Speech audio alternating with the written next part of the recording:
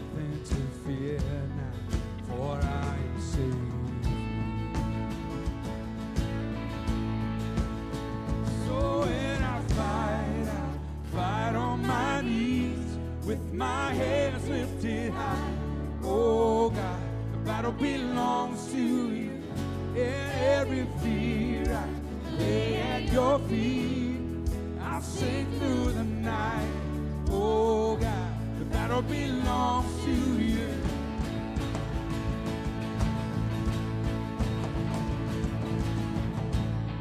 And if you are for me, who can be against me?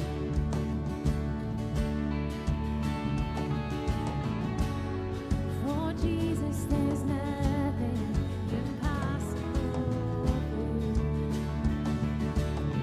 When all I see are the ashes, you see the beauty. When all I see is a cross, God, you see an empty tomb. So when I fight on my knees with my hands lifted high. Oh God, the battle belongs to you. Every fear I lay at your feet.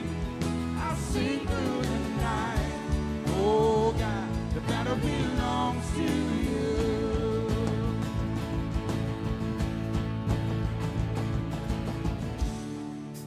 Almighty fortress, you go before us. Nothing can stand against the power of our God. You shine in the shadows, you win every battle. Nothing can stand against the power of our God. In almighty fortress, you go before us.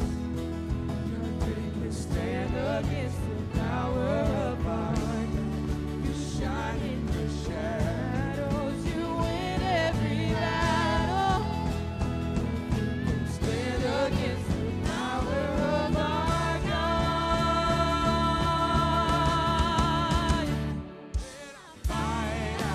Fight on my knees with my hands lifted high. Oh God, the battle belongs to you. Every fear I lay at your feet. I'll sing through the night. Oh God, the battle belongs to you. Oh God, the battle belongs to you.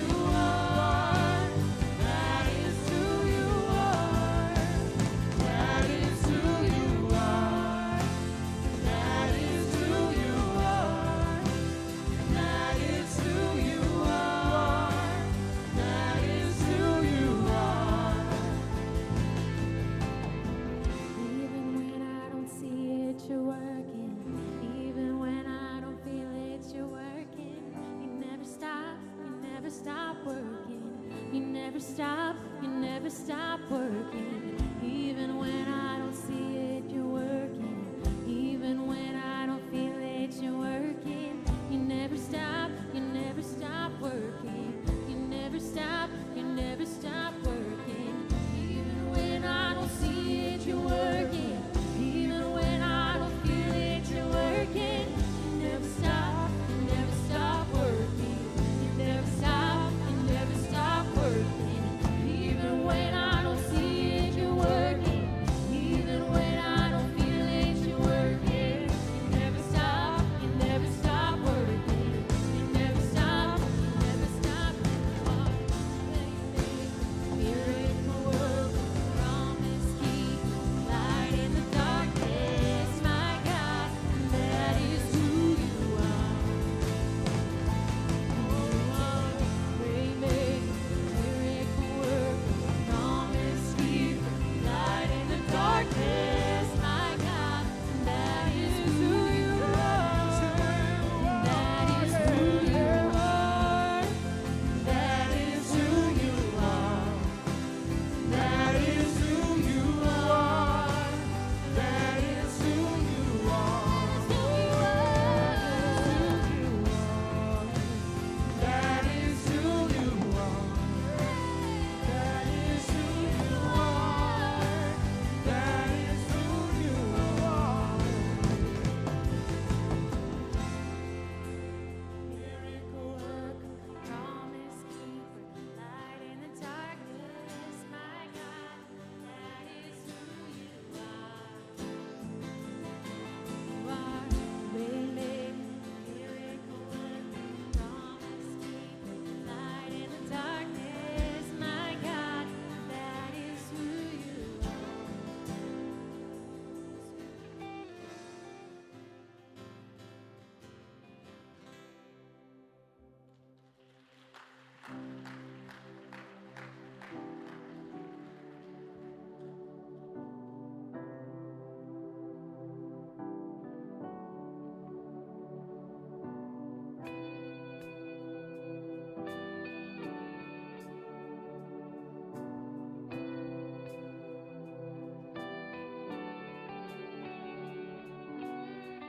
They say this mountain can't be moved. They say these chains will never break. But they don't know you like we do. There is power in your name. We've heard that there is no way through. We heard the tide will never change. They haven't seen what you can do. There is power in your name. So much power in your name. Move the immovable, break the unbreakable. God, we believe. God, we believe for it. From the impossible, we'll see a miracle. God, we believe. God, we believe for it.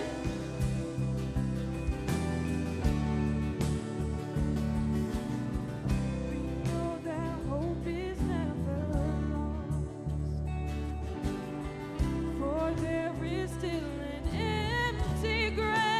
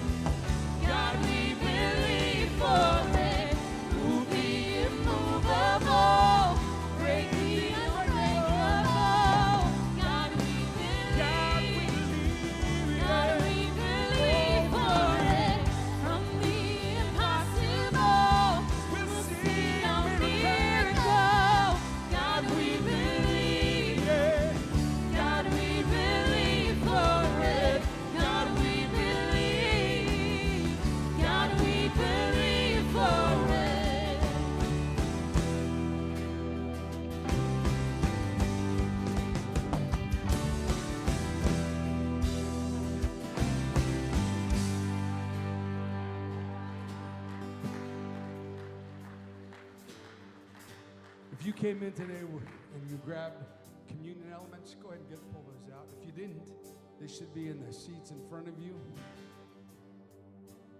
We're going to do communion up front because we've got a special service for you guys. Jesus met with his disciples, and he broke bread with them, and he drank with them,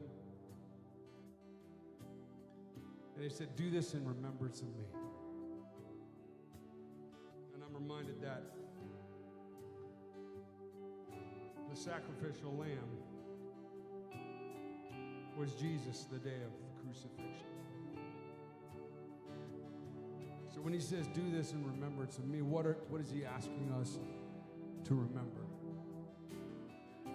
He's not saying, "Hey, go drink for me." But he's saying, everything I did, everything I taught you, everything I imparted to you, remember that. And let this be a reminder of that. So you guys can do communion as we lead into the rest of the worship set.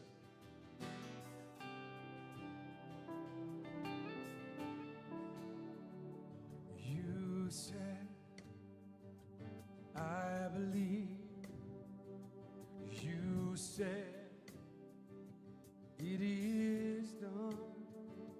You said, "I believe." You said, "It is done." You said, I believe. "I believe it." You said, You said, it is "It is done." You said,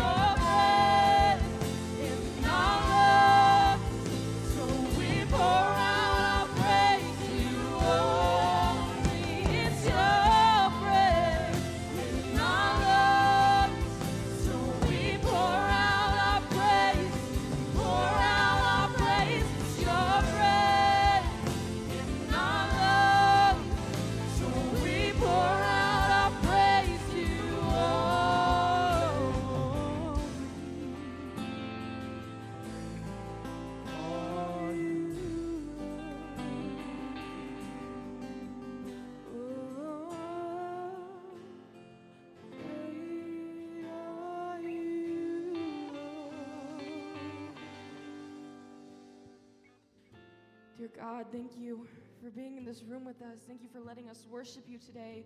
Thank you for everything you've ever given us. Thank you for just being there always. You are the shoulder to cry on when we need someone, when we feel alone. In your name I pray. Amen.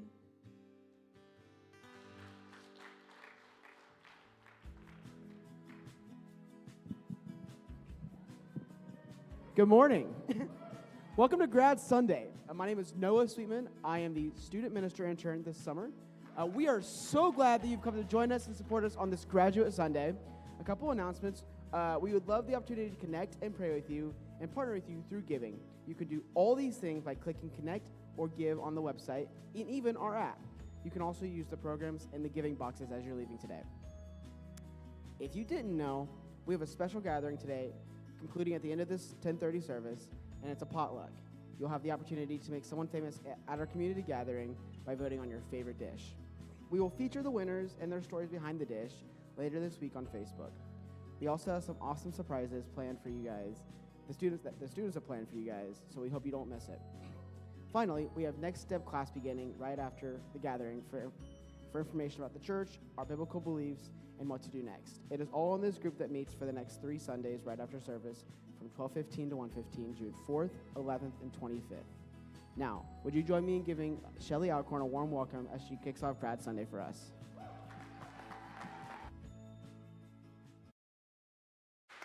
Morning, how are you guys? That sounded like the 9 o'clock. I bet you do like, good morning. That was a little bit better. I am Shelly Alcorn. I am one of the student pastors here. And as Noah just said, this service is a special one. It's going to look a little different if you're used to kind of the normal of Scott getting up here and just preaching. But we love doing this Sunday. It is a fun service, and it's a great way for us to recognize all of the hard work that our students have put in. Today, Curtis, the other student pastor, and I are going to kind of take you through what we've been doing with the kids, a series called Garden City. And so we're going to kind of recap it, and we're going to kind of share with you the important things out of it. And this series is amazing. It's not only just for those kids, but it is something for all of us. So as we kind of go through today, we're going to get you those key points that we've been talking to them about. So this morning, you're going to see that there's going to be some videos. One of our graduates and Curtis attempt to play basketball, and you're going to kind of see some of the videos. I will say, as a former coach, I kind of watched it, and I'm like, we have some work to do, Curtis. But that's a whole different thing. But as they kind of do the videos, they're going to answer some questions. And even though they're answering it, we would like you guys to kind of think about what your answers would be to those questions. So that way you can kind of hone in on what we're talking about with the series. So let's start with the first video.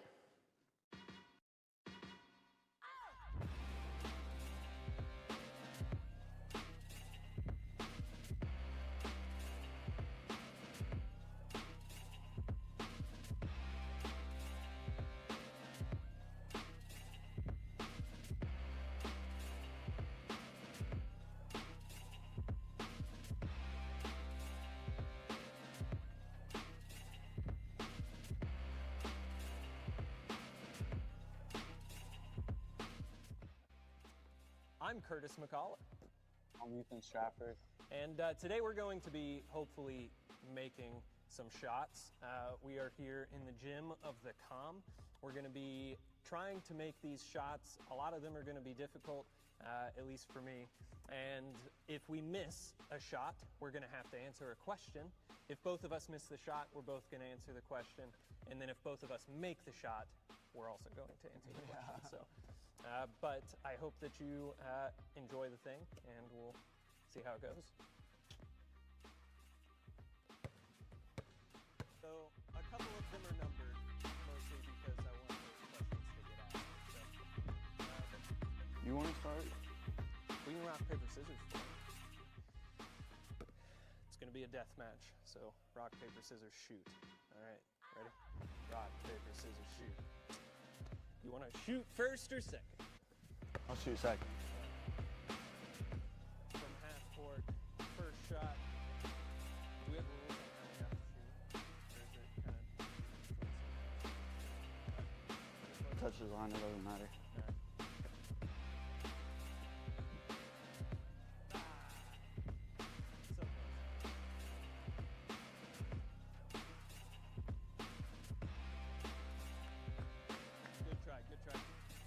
All right. Question 1. What brought you to community, and how long have you been going here? I missed first, so I guess I can answer first. I've been coming to community since middle school, on and off a little bit. Scott's son, Jake, actually invited me here when I was a student in middle school.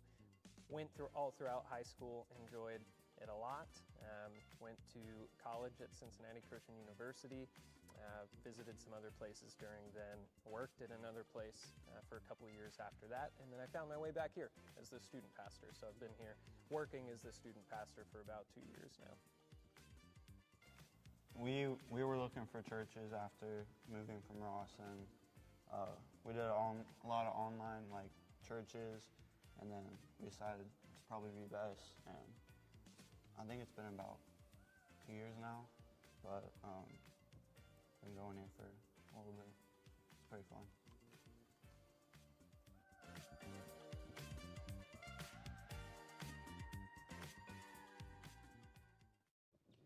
Good morning. This video is pretty embarrassing for me. Basketball is not my strong suit. It's never been my strong suit. I'm left-handed, and when they try to teach left-handed people things, they often teach them right-handed because there aren't enough left-handed people to teach us how to do things. So I've just never been good at basketball. But I've known Ethan for a long time, and he's been schooling me in basketball for a long time, so it felt right to let him school me one more time for this video. But like Shelly said, we are going to catch you guys up on a series that we've been walking through with our students called Garden City. Now, if that title sounds familiar, that's because we based this series on a book also called Garden City. So if you want to check that out, feel free to. We're going to hit on some of the points that that book explores. But before we get into the deeper topics inside of the message for today, we need to catch you up on what the Garden City term is about, right? So we're going to read a passage that is probably pretty familiar to you guys. We're going to be looking at Genesis 1, 26 through 31.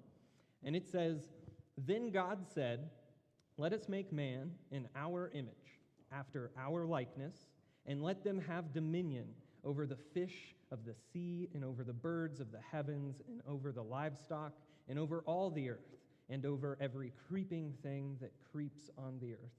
So God made man in his own image. In the image of God, he created them. Male and female, he created them.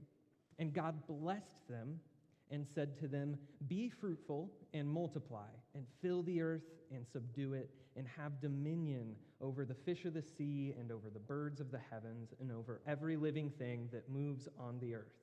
And God said, 'Behold, I have given you every plant-yielding seed that is on the face of all the earth, and every tree with seed in its fruit. Then you shall have them for food. And to every beast of the earth, and to every bird of the heavens, and to everything that creeps on the earth, everything that has the breath of life, I have given every green plant for food.'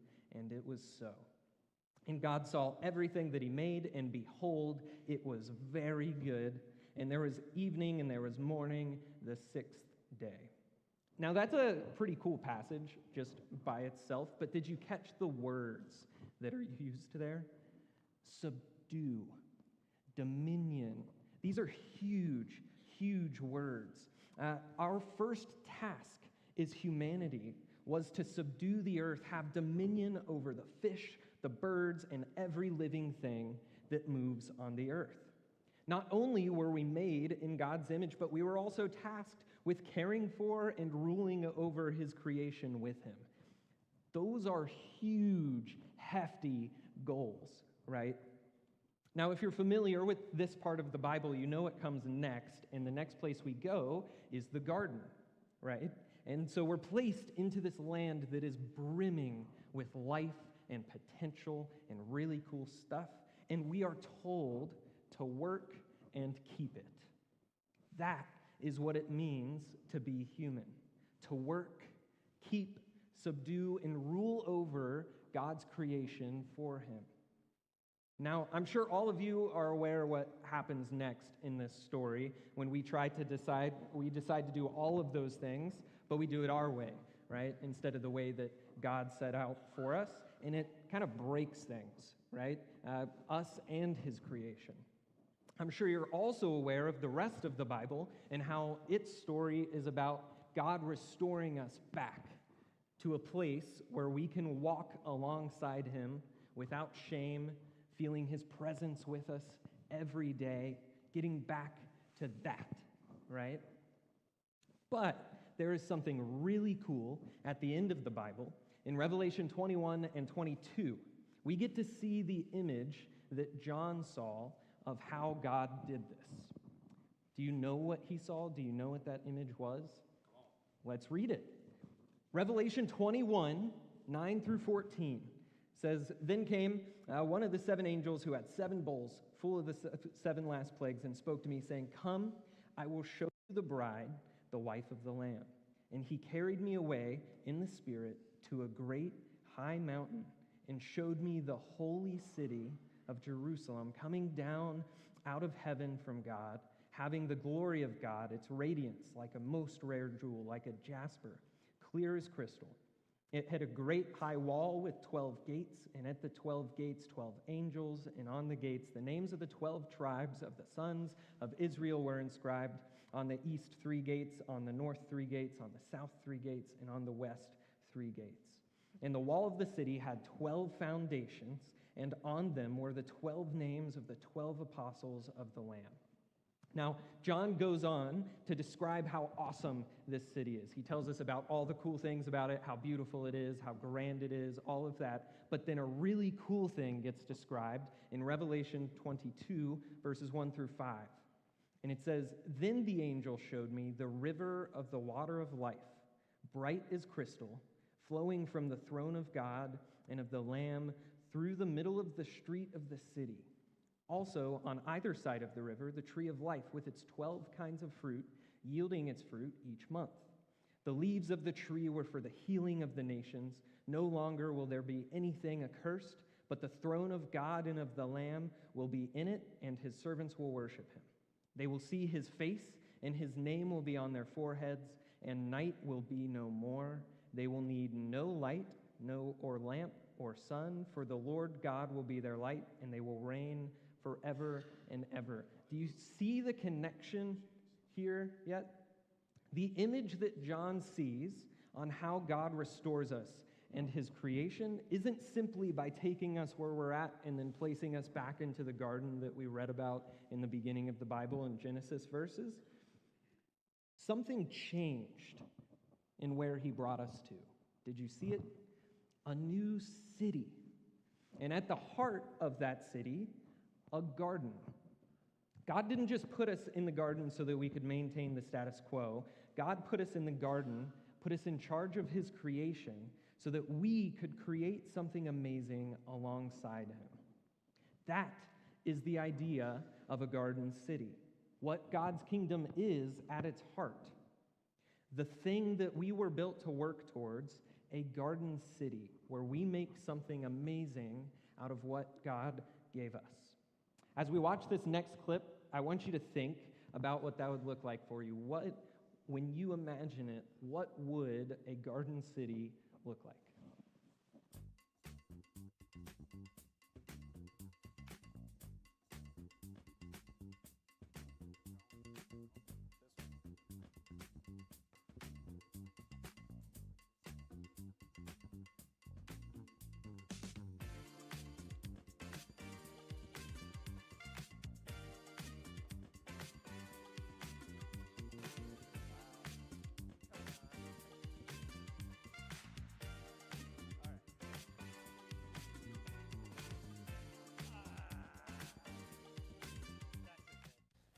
Next question is, what color is your toothbrush?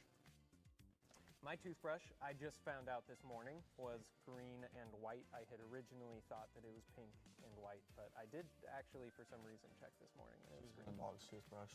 Yeah, whole time. My toothbrush is white, and I think it's like gold. So it's pretty good. Which one, the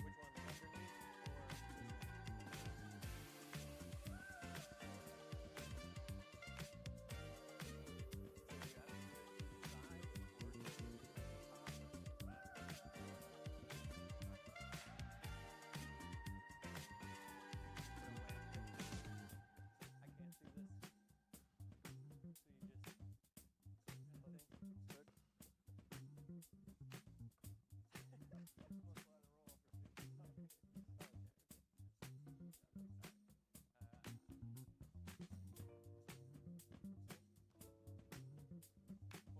All right, so the question is, what do you imagine when I say Garden City?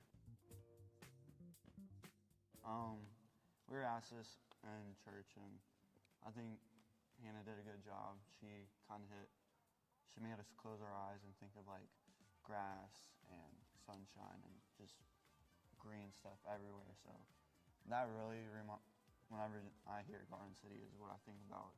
Just like a lot of sunshine, very nature-ish, like relaxing, and like perfect temperature. So just a happy place. Very comfortable. Yeah, I'd probably say something similar for me.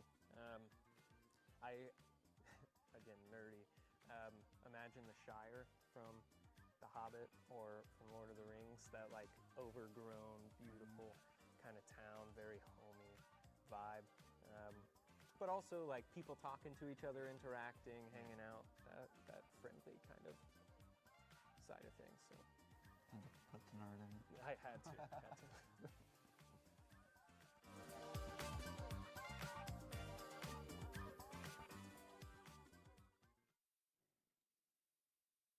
So if God's goal is for us to build something out of this awesome creation that he has, to make this garden city, the question you probably have is, how do we go about doing that? Does that mean that everybody should just stop what they're doing, all go to seminary school, learn how to be pastors, and everybody works at the church? And the answer to that is no. He doesn't want everybody to just stop what they're doing, because keep in mind, a city only becomes a city when you have the vast variety of people and the jobs that are working in it. You're not going to be able to build a building if you don't have the people who are actually building it. You're not going to be able to go get fast food or sit down in a restaurant unless you have those people who are cooking and serving it. You have to have the different types of jobs and the different types of people for you to be able to make this kind of garden city. And this isn't just some like idea that we came up for this nice message for Grad Sunday or anything. Like it even goes back to when Jesus was calling his disciples. He knew that he wanted to build this garden city, and he was going to pick the people to do it. And did he go and pick the most educated, the most trustworthy rabbis? Nope. He went and he picked the average people doing average jobs. He didn't go out and find, hey, you know the most about this and you know the most about this, so I'm going to have you guys come and follow me. He went and he purposely chose the people already in the jobs that they were doing. If we look in Matthew, when he goes to call Simon and Andrew, he says, follow me and I will make you fishers of men. He didn't go in and said, hey, I know you guys are fishermen, and I want you to quit doing that because I want you to come over here and I want you to help me. He didn't do that. He said, I already know that you know how to fish. You're a fisherman. So I want you to use that job to come and help me make this garden city. And it applies to everything that we kind of do. I mean, for some of us, if it says, hey, you're a teacher, that is your talent. Well, I'm going to help you figure out how you can teach other people about me. Maybe you are a server. Maybe you serve coffee to people, or you work at a restaurant or fast food and says, you know what, that's what you're doing right now, but I'm going to help you figure out how you can show other people about me. It doesn't matter what job or position that you're in. He says you're going to have a dual purpose. And that's kind of one of the things that this garden city is. We have our talents and we have our passions. And he says, I don't want you to change that. I want you to keep that. But in doing so, I also want you to teach other people about me. I want you to build this garden city. And the list can go on and on. It doesn't matter what the job is, doctors, paraprofessionals, whatever it is, even the janitors and custodians, which I love in the school. They're the hardest people working. He says, I'm going to take that, and I'm going to help you further my kingdom. As we watch this next clip, I want you to think about, as a church, and even as individuals, what is it that we need to do to grow closer to this garden city?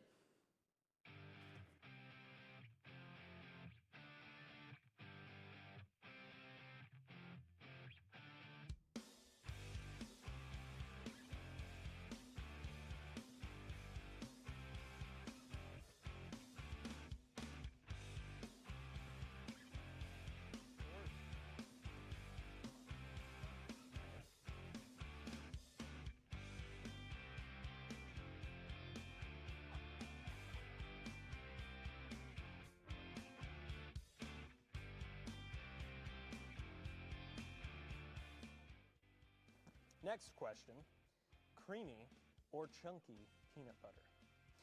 Creamy peanut butter, of course. Chunky, I feel like just like adds a texture that I'm not ready for in a peanut butter and jelly sandwich. There are some things that I would be okay with chunky peanut butter, but it's probably just on like celery sticks. That might sound weird, but Chunky peanut butter on celery stick. yeah. I could get that. You already got a crunch. Right, yeah. Just adds to it. Mine's definitely got to be creamy. I don't do chunky. I won't ever do chunky. So that's just my personal opinion. Love it. Yep. Next.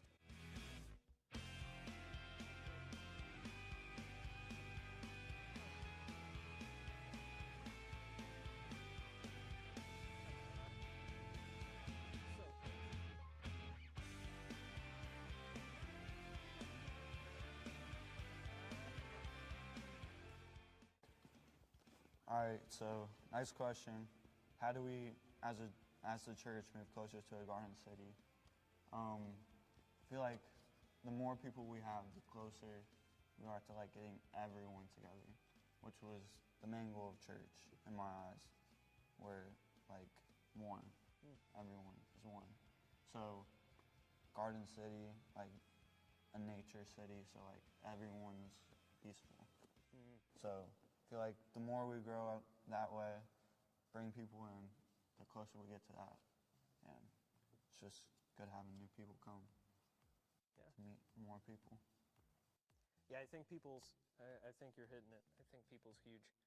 Making sure that everybody's invited into the space and that there's a place for them there.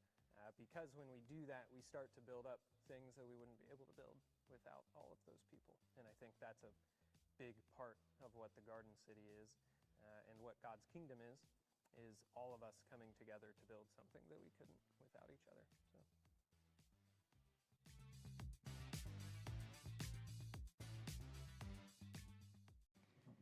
How about that shot? Absolutely. Those happen once a year, I promise. So I know that sometimes it can be difficult to figure out what it means to have this dual calling, right? How can I help show people who God is when I work in a kitchen all day? Or how can I help show people who God is if I'm in a server closet checking different jacks and stuff like that all day? Or if I'm at a construction site or whatever the thing is, how do we do that, right? These are great questions, and these are questions that we should be asking. You see, Christianity has a unique God. There are a lot of things that make our God unique, but one of the coolest, I think, is that he's an invisible God. Have you thought about that before? He's an invisible God.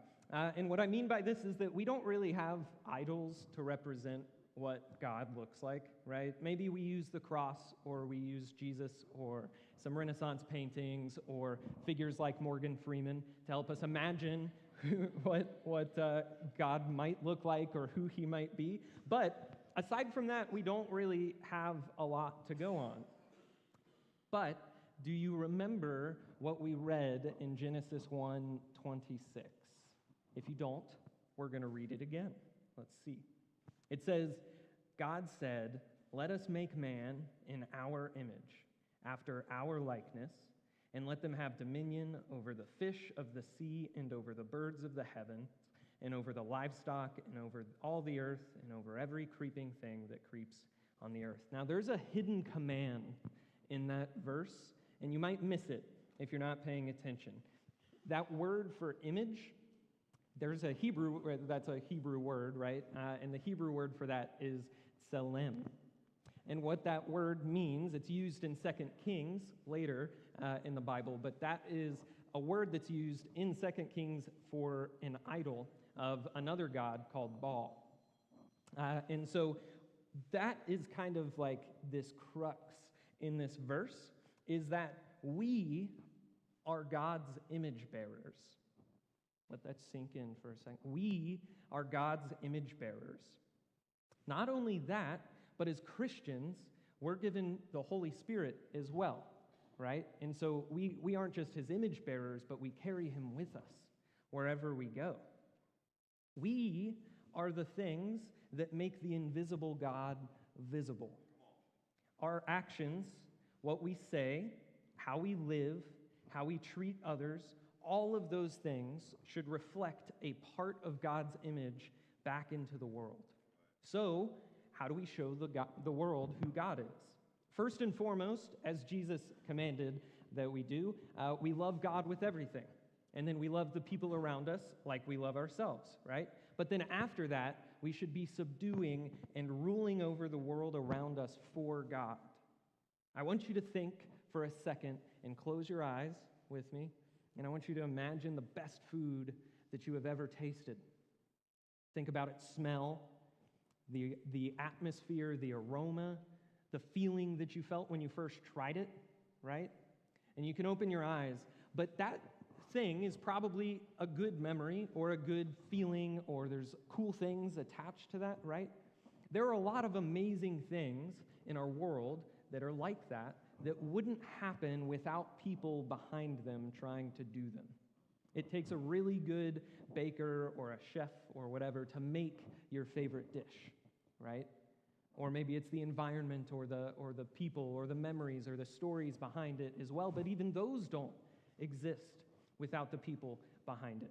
All the other cool things that we've experienced, if you really love a song or a movie or things like that, it took a lot of people to put those things together, and without those people, we wouldn't have that, right?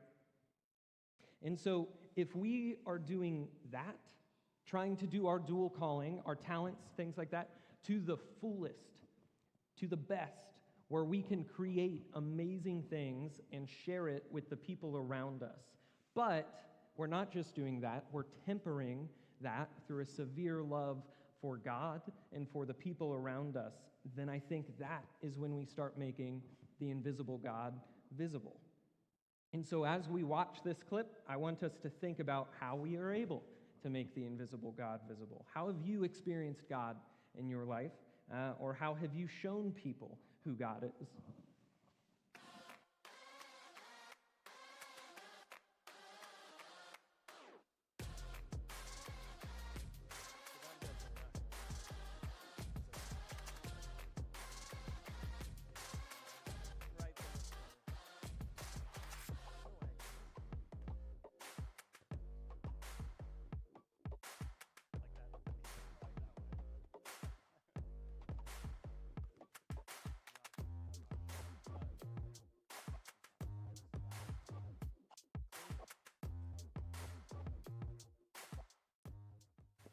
All right, so question is favorite church memory. Mine was last year when we went on our canoeing trip. I had Gage in front of me. I was in the middle, Aaron in the back. Even just starting, we were already tilted, so it's quite the thing. And then every time Gage paddled, I got splashed, and we just got filled up and we sank, and I got stuck. So it was pretty funny trying to get out, and then we were all laughing because couldn't get our canoe back up, and some random dude off the shore came to help us. So That's pretty good. mm-hmm. For me, at least in recent history, in January we do a snow tubing event. We go up to Perfect North, do some snow tubing, and this year it was pretty icy, and we were there at the we were there at the end of the night, and so everything, all the hills were just absolutely packed. It was essentially just going down on ice kind of thing. And we had finally gotten everybody together to make two groups of 14. And so if you don't know, you get onto a tube kind of thing, and you can make like these trains essentially where you hold on to other people's tubes and you go down together. Usually let you go a little faster. The whole night we had been trying to hit the back wall when you come off these hills, and we couldn't do it, so we kept trying to get more and more people to go with us. We get up to 14 of us, and we fly down this hill, and we smack into the like sandbags at the end of the hill with such force that like our tubes flipped, and there were people in the air. People got knocked off the stuff. Yeah, Ethan got crushed. It was wild. And then the other half of our group with another 14 people come flying down the hill, and the exact same thing happens where people are flying up in the air. Backflip happened on the second one. Yeah, my life flashed before my eyes, and I definitely was worried. but it turned out okay. So that was an exciting experience for sure. Yep.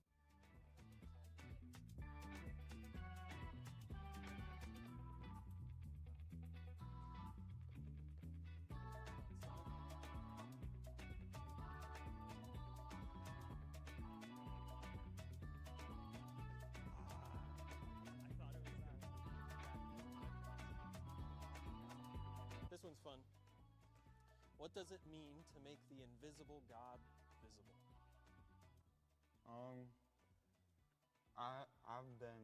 I've grown up on like, no matter where you are, God's always with you. So even though you can't see him, he's always there. So like, if you know he's there, then he is visible in your eyes. So I feel like that's something that's go along with that. Yeah, it's definitely who we are, what we're doing, how we're treating the people around us. All of those things, I think, can show people who God is, and in turn make this invisible God visible.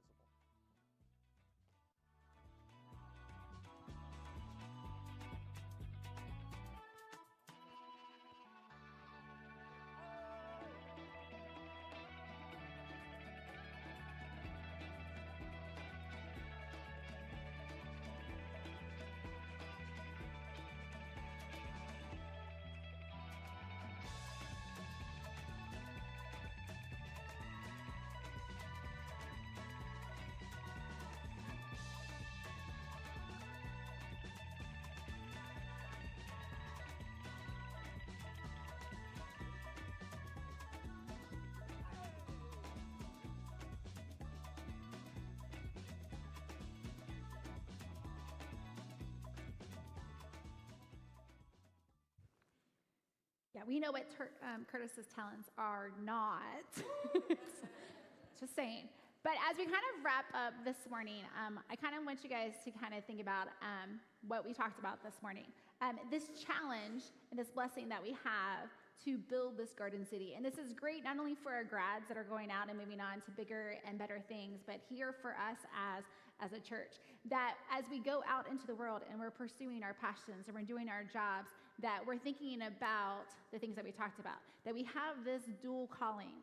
That we have our job down here on earth. That we can do each of our different things, but in the same time, we're teaching other people about God. That we're building this garden city. And that we are using our talents, our gifts, our personalities, each of us individually, but together it's building this community. And that's what we do kind of in the student ministry. You heard them talk about the canoe trips and stuff. We build this hoping that as these graduates go on, they have that foundation so that way they can continue building that garden city.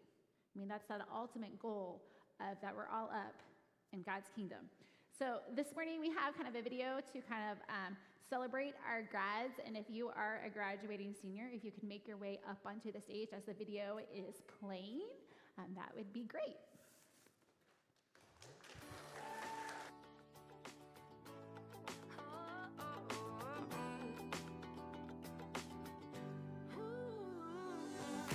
Wake up and smile, 'cause it's been a while. It's been like a whole day since I stopped so you could hold me. But this child awaits, strong in the faith. Lord, you are the refuge that I can't wait to get to, 'cause I can't let a day go, can't let a day go by without thanking you for the joy that you bring to my life. And ooh, there's something about the way your sun shines on my face. It's a love so true, I can never get enough of you. This feeling can't be wrong. I'm about to get my worship on. Take me away. It's a beautiful day. Yeah, yeah, yeah. It's a beautiful day. Yeah, yeah, yeah. When trouble seems to rain on my dreams, it's not a big deal. Let it wash all the bugs off my windshield, 'cause you're showing me that in you I'm free, and you're still the refuge that I've just got to get to. So I won't let a day go, won't let a day go by. So put the drop top down, turn it up, I'm ready to fly.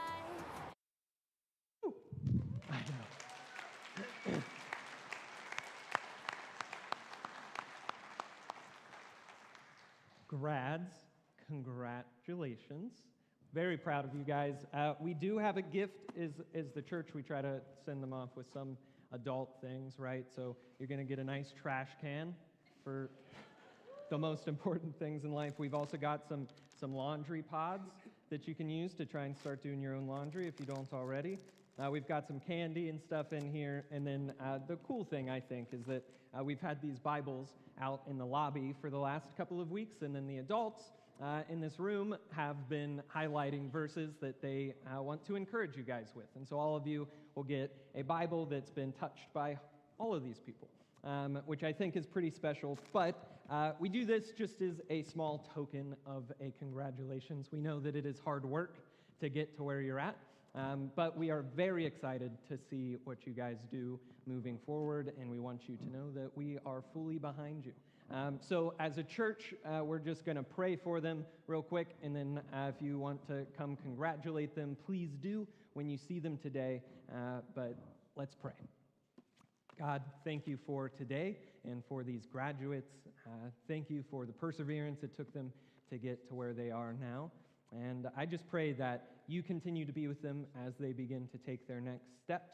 And I pray that you help them figure out that dual calling, and that you help guide them toward being awesome builders of your garden city, and that they would be amazing image bearers of you, and in turn make you visible to the people around them. We love you. It's in your son's name we pray. Amen. Cool. So please make sure you congratulate our grads before you head out. And then, if you are available, as a reminder, we are meeting in the comm for our gathering right after this, so we would love to see you over there. But we hope you have a great week.